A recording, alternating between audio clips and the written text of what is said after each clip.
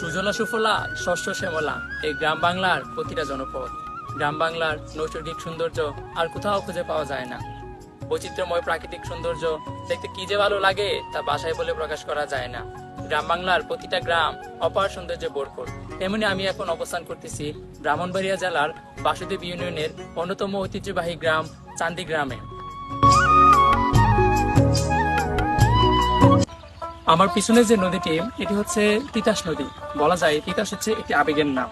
আমাদের গ্রামটি নদীর পাশে অবস্থিত হওয়ায় গ্রামটি হাল এবং বিলে সমৃদ্ধ।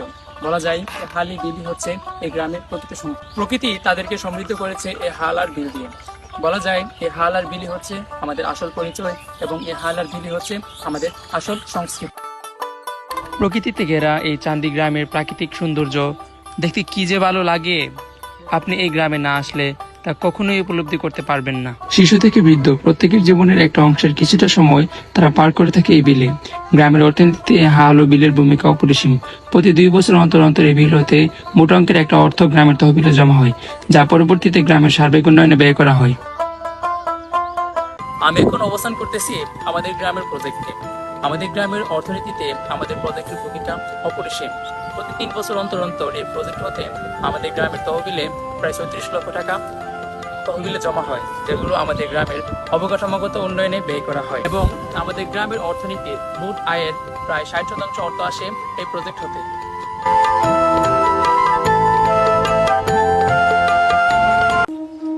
তাছাড়া উল্লেখ করার মতো আছে কিছু শিক্ষা প্রতিষ্ঠান। এগুলো হলো চান্দি হাই স্কুল,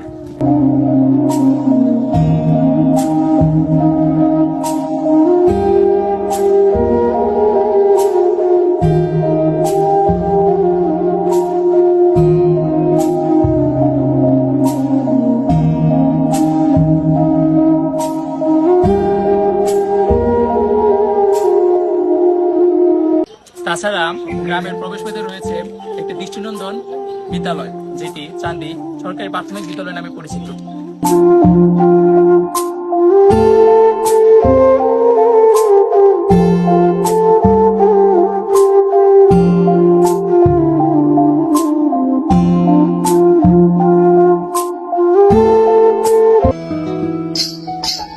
গ্রামের দক্ষিণে অবস্থিত এই বিদ্যালয়টি হচ্ছে চান্দি বঙ্গবন্ধু সরকারি প্রাথমিক বিদ্যালয়।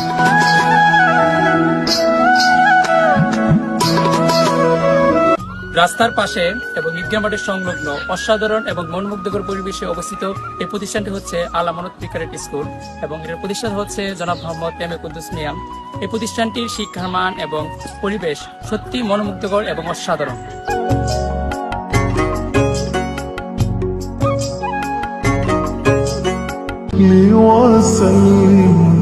এবং ইসলামিক লাইনে শিক্ষার জন্য রয়েছে 2টি মাদ্রাসা। এগুলো হলো চান্দি হাফিজা মাদ্রাসা এবং চান্দি আউলিয়া মাদ্রাসা।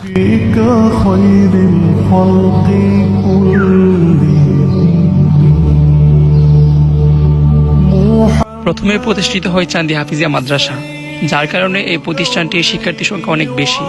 শিক্ষার এবং শিক্ষকের মান, তার পাশাপাশি পরিবেশের মান সত্যি প্রশংসা করার মতো। অপর মাদ্রাসাটিও তার অনুরূপ।